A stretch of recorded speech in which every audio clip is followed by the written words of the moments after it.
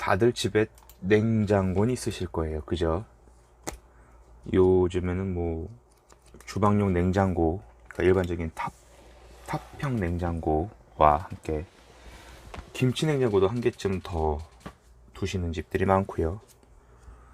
또 요리를 좋아한다거나 좀 대가족 타입의 집이라면 서브 냉장고도 두는 집들이 덜어 있습니다. 저는 뭐 집이 좁아서 그냥 양문형 냉장고 하나만 있고요. 저희 부모님 댁에는 옛날 이렇게 장독대 타입의 김치 냉장고, 양문형 일반 냉장고, 또 양문형 김치 냉장고 총 냉장고가 3대가 있네요. 아, 엄마는 냉장고 3대인데 아버지는 냉장고가 한 대도 없냐고, 술냉장고 하나 두시라고 저렴한 거 하나 사드리려고 했다가 아버지는 격렬하게 찬성하셨는데 어머니께서 극렬하게 반대하시는 바람에 아버지 냉장고는 아직 부모님 댁에 없네요. 물론 저도 제 냉장고는 없습니다. 뭐 집이 좁아서 김치 냉장고도 못 쓰는 마당에 제가 제 술 냉장고를 산다는 건 불가능한 얘기겠죠. 하지만 얼른 애들이 커서 이 집에서 내쫓은 다음에는 꼭 술 냉장고를 하나 사겠습니다. 술 냉장고 안에는 다양한 종류의 맥주와 다양한 종류의 소주와 다양한 종류의 전통주를 가득 넣을 것입니다.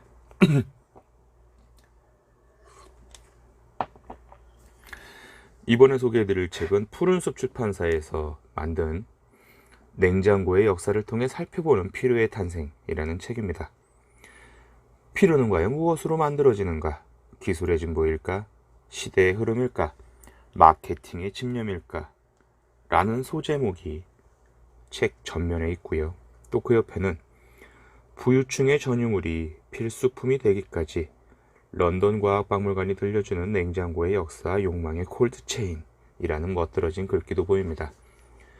지은이는 런던 과학박물관의 큐레이터입니다.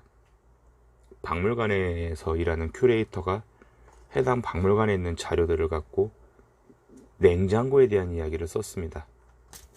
어마어마한 거죠. 제가 사실 책을 읽기 전에 머릿글을 그렇게 꼼꼼히 읽지는 않아요. 마치 영화를 보기 전에 예고편을 보는 것과 같은 느낌이 들 때가 덜어 있는데, 물론 예고편 보고 영화 봐도 재미는 있죠. 근데 저는 가끔씩 이상한 반골 기질이라 그럴까, 영화에 대한 정보를 전혀 모르는 채 그 영화를 보는 것도 좋아하거든요.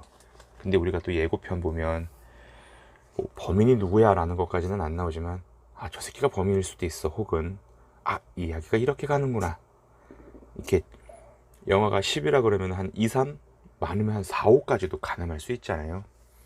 근데 이 머릿글이라는 게 좋게 보면 앞으로 책이 어떻게 이어질 것이다, 혹은 저자가 이 책을 쓰는 데 있어서 이런 각오로 썼다, 뭐 힘들었던 점이나, 그래서 뭐 글을 쓰는 동안 묵묵히 곁을 지켜준, 응원해준, 사랑하는 가족들에 대한 고마움과 출판사, 편집자, 디자이너들을 힘들게 했기 때문에 그들에게 보내는 그런 말들이 적혀 있는 게 덜어 있는데, 이 책은 공교롭게는 아니구나. 아무튼 읽다 보니 이 전체 8장으로 구성된 책의 본문을 정말 제대로 압축하고 요약한 그 느낌을 강렬하게 받았습니다.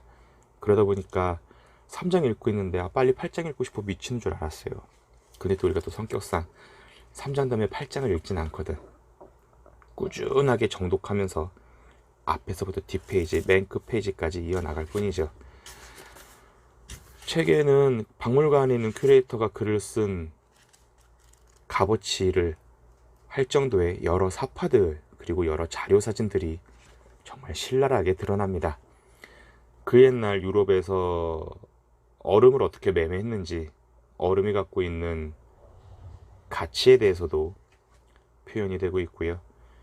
이 얼음을 얼리는 냉각 기술이 어떻게 세상에 드러났는지와, 그리고 또 초기 냉장고가 제작되어 온 배경, 그것들을 바라보는 대중들의 시선, 그리고 냉장고가 사회적으로 어떤 위치에 있었고 냉장고로 인한 어떤 에피소드들, 그리고 냉장고가 어떻게 디자인적으로, 구조적으로, 시스템적으로 발전했는지가 정말 차곡차곡 기재되어 있습니다. 다 읽고 나면 그런 생각 들어요. 난 런던 과학박물관 냉장고 갔다 왔어. 갔다 온 거죠. 이 정도면 뭐 제가 봤을 때 부족한 게 없습니다. 그리고 놀라운 건 우리만 해도 사실 그렇잖아요. 어릴 적에 부모님들께 한번 물어보시겠어요? 여쭤보시겠어요? 동네에 냉장고가 있는 집이 흔하지가 않았어요. 딱 그 시점이 있죠. 우리나라에 냉장고가 보급되었을 당시에는 사실 전기료가 너무 비싸서 냉장고를 사는 집이 많이 없었어요. 얼마 전에 읽은 유사한 주제의 다른 책에서도 그런 말이 나왔지만 1년에 200대도 안 팔렸다 그랬죠. 왜냐면 돈이 있어서 냉장고를 샀는데 전기세가 어마어마해. 그리고 사실 딱히 냉장고에 음식을 보관할 가치도 못 느낀 거죠. 필요성도. 왜냐면 엎어지면 시장이 다 있고 뭐 오늘 사서 오늘 먹으면 되는 거고, 또 더운 날에는 금방 상하는 거 안 사 먹으면 되고, 추운 날에는 오늘 샀다가 내일 먹어도 되거든. 원래 그게 정확한 거죠. 물론 플라스틱으로 만든 비닐봉지가 옳다라고 말하는 건 아니지만, 우리가 양손에 비닐봉다리를 들 수 있는 정도, 뭐 지금은 이제 장바구니로 대체가 됐으니까 장바구니라고 표현을 할게요. 우리가 시장에 가서 장바구니로 담아서 사올 수 있는 양이 사실 우리가 적당히 소비할 수 있는 적정량일 것입니다. 그런데 우리는 언제부턴가 자동차를 이용하고 집에 냉장고가 있다는 이유로 마트를 매일 가질 않아요. 일주일에 한 번 가거나 2, 3주에 한 번씩 가서 자동차 빽빽히 음식을 사옵니다. 그리고 그것들을 냉장고에 고스란히 옮겨놓고선 묘한 뿌듯함과 함께 저것들을 앞으로 어떤 계획을 두고 천천히 먹어치울 것인지를 또 계획하죠. 그런데 우리가 사와서 보관하는 모든 것들을 정해진 시기 안에 다 먹느냐? 아니거든. 대부분 남죠. 한 덩이만 사와도 되는데 1 플러스 1이라고 2덩이를 사오고, 24개들이 사와도 되는데 계산해보니까 36개들이 한 개 단가가 싸다고 또 36개들을 사옵니다. 두면 먹어. 유통기한 기니까. 어느새 냉장고는 우리가 저지른 과소비의 블랙홀이 되고요. 냉장고 안에 이게 있었어. 어머, 냉장고에 이게 다 있네. 이거 언제 산 거지? 유통기한이 1년이나 지납니다. 사실 이런 경험 없는 분들 거의 없을 거예요. 당신의 집의 냉장고가 크거나 작거나 말이죠. 그리고 엄밀히 말하면 냉장고는 음식을 신선하게 보관해주는 도구가 절대 아니에요. 냉장고는 음식을 아주 천천히 상하게 해주는 음식이죠. 사실 음식을 만드는 그 순간 음식은 상합니다. 1분 1초만 지나도 상하죠. 근데 우리가 먹을 수 있을 정도로 덜 상하는 거죠. 김밥을 예를 들어서 김밥의 유통기한은 대부분 7시간을 얘기하고 있습니다. 봄, 가을처럼 덥지 않은 서늘한 날씨의 실온을 기준으로 하고 있다고 저는 들었고요. 여름이라면 그보다 더 짧은 3, 4시간일 거고, 하다못해 한솥도시락도 그렇잖아요. 제품을 받으시고 2시간 이내에 섭취하십시오라는 식으로 안내를 하고 있는데, 여러 가지 종류의 재료들, 특히 그 중에서 상하기 쉬운 당근 같은 재료들이 있는 김밥의 유통기한이 3시간에서 7시간이라는 점을 잊지 말아야 될 것이며, 그런 맥락에서 추측했을 때 모든 음식들은 만들자마자 상합니다.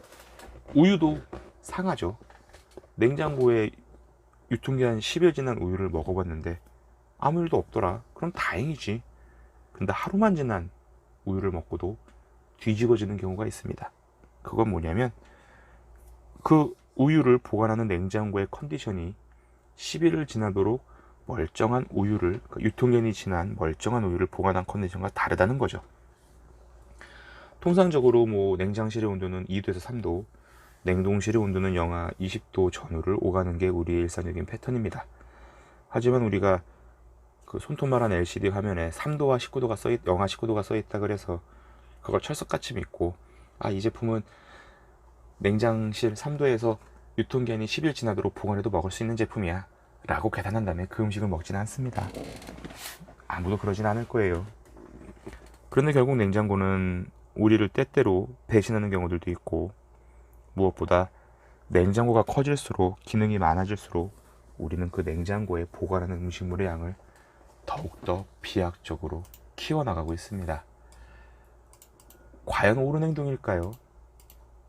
요 앞서 소개해드린 책에서는 바나나나 수확하겠다고 하루에 3, 4천 원 받고 평생을 뼈 빠지게 일하는 후진국의 노동자들에 대한 아쉬움도 전해드렸지만, 우리는 그것들을 아무렇지도 않게, 그렇다고 또 죄책감을 느끼는 소리는 아니고요, 그러고 있습니다.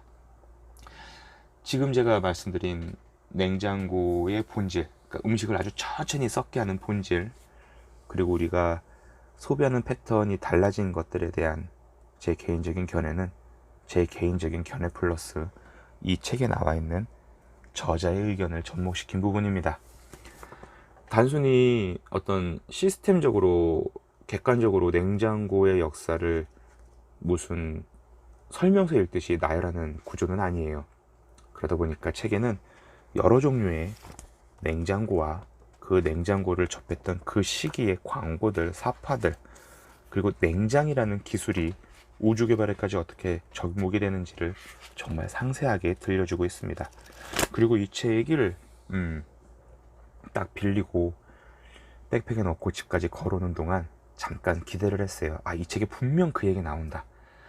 이 큐레이터 아저씨가 냉장고에 대한 거의 모든 이야기를 하는 정도의 볼륨이라면, 분량이라면 반드시 그 얘기는 나온다라고 저는 생각을 했거든요. 그게 뭐냐면, 그 가장 최근에 개봉한 인디아나 존스 시리즈의 4편이죠.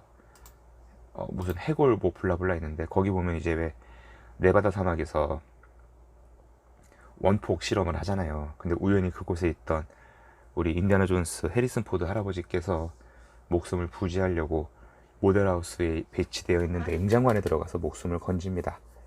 그런데 그 얘기가 이 책에도 나옵니다.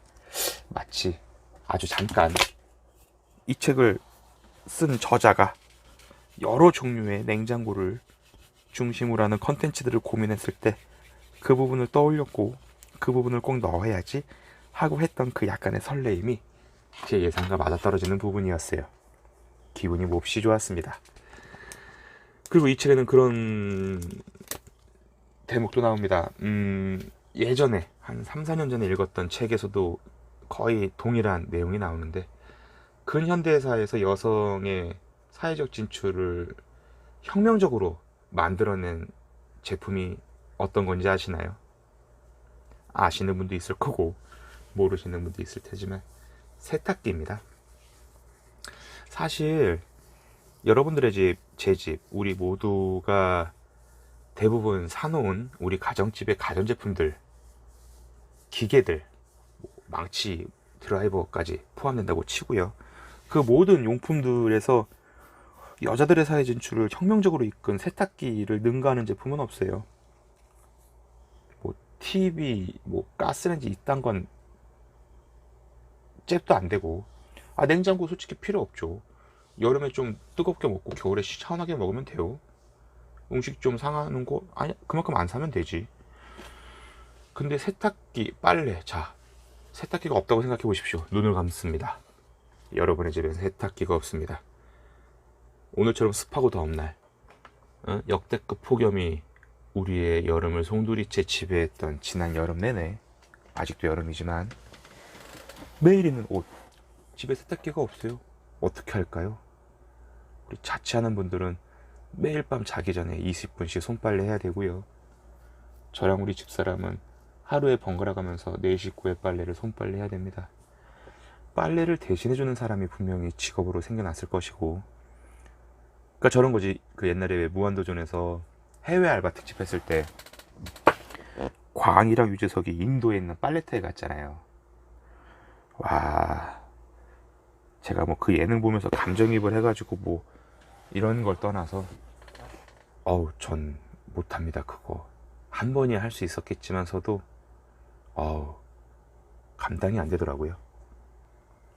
그런 일이 벌어지는 거예요. 세탁기가 없어. 결국은 뭐 궁유주책으로 맞벌이 부부들, 뭐 남녀평등, 아까 뭐 가사분담 다 좋아. 근데 세탁기가 집에 없다니까. 이불 빨래, 속옷, 매일 입는 옷들 매일 손빨래 하는 거예요. 매일. 아, 상상도 못할 일이죠. 근데 결국은 세탁기가 발명되면서 더 이상 여자들이 집에서 빨래만 하는 빨래 전문가가 되지 않아도 되는 시대가 도래된 거예요. 결국 여자들은 시간이 남게 되고, 그로부터 사회 진출이 급격하게 확장이 됐다라는 게 역사적인 사실이자 근현대사의 발자취죠.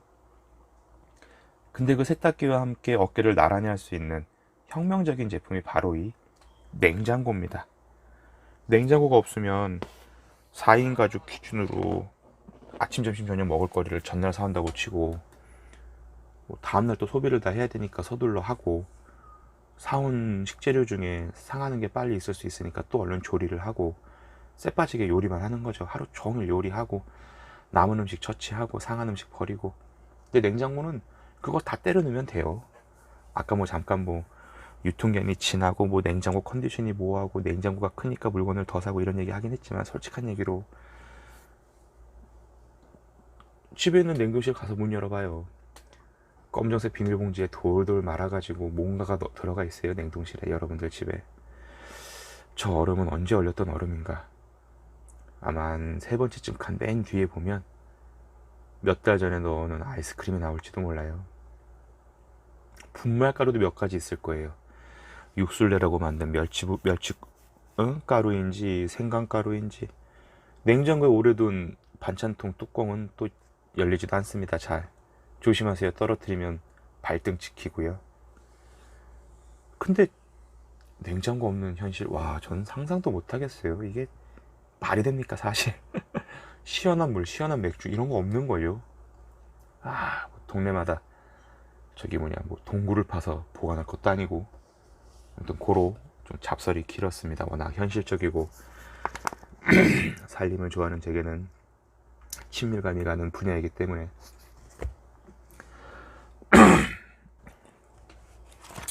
그리하여 이 책을 보면 앞서 제가 침튀기도록 소개했던 그런 여러 장점들이 소개가 되고요. 그 별세계 가전제품 회사가 얼마 전에 비스땡땡 뭐 이렇게 해가지고 뭐 제품의 컬러를 고객이 원하는 대로 바꿔줄 수 있다라고 마케팅을 했는데, 이 책에 보면 이미 그게 1920년대 30년대 서양에서 구현이 된 시스템이더라고요. 별세계 기업을 흉보는 게 아니라 얘들이 앞선 거죠. 진짜 많이 앞선 거예요. 뭐 그렇다고 얘들이 또 뛰어나다는 건 아니고, 그러니까 서양이 앞서 있다는 영역의 어떤 이 가이드는, 그 범위는 근현대사죠. 근로자들의 데모와 혁명으로 일궈낸 산업혁명이 그 시발점이 되었을 것이고, 막대한 물량의 투자와 또 식민지들을 통해 식민지를 지배하면서 얻어낸 굉장히 편협하고 피냄새가 나는 자본들로 만들어진 근간인데요. 결국 우리도 또 그 혜택을 누리고 있기 때문에 죽자고 또 욕만 할 순 없네요. TV도 그렇고 뭐 스마트폰도 그렇고 우리 주변에 전기만 냅다 쏴주면 지가 알아서 잘 작동되는 여러 가지 제품들이 있습니다. 그런 제품들도 죽자고 A부터 Z까지 들여다보란 말씀은 아닌데, 가끔씩 이렇게 우리의 주변을 수놓고 있는 것들에 대한 사색에 가까운 관심, 그로 인해 그 과정에서 얻어지는 즐거움들을 경험해 보시는 것도 좋을 것 같습니다. 얼른 금요일이 왔으면 좋겠네요. 내일 모레인데 냉장고에 금요일까지 가면 한 4일 정도 숙성시킨 시원한 맥주를 벌컥벌컥 마시고 싶습니다.